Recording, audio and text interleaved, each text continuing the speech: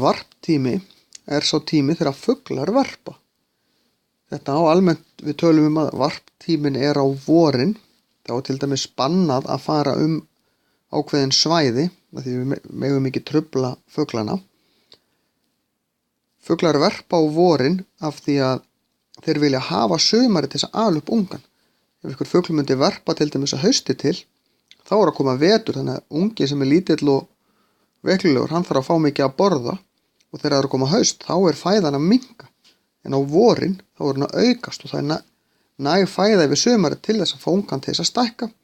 Þannig að hann verði fleygur og tilbúinn í veturinn, hvort sem að fuglinn fer til annarra landa er farfugl eða er hér, þá þarf unginn að vera orðinn ákveðin stór þegar kemur vetur. Varptími einstakra tegunda er mjög breytilegur. Varptími hrafnsins er til dæmis frá því fyrir hluta apríl og fram í maí. Hrafninn verpir í raun fyrstur íslenskra fugla. Lundinn er að verpa frá því í lok maí og jafnvel fram í júlí. Og fíllinn eða múkkinn, hann er að verpa frá því svona fyrir hluta maí og fram í bara miðjan júlí. Það teygist mismikið. Síðan er mismunandi hvenar ársins fuglar verpa eftir landshlutum. Sumir fuglar verpa til dæmis fyrr á suðurhelmingi landsins heldur á norðari helmingi landsins, einfaldlega vegna þess að það er hlýrra fyrr á suðri hluta landsins, það vorar fyrr.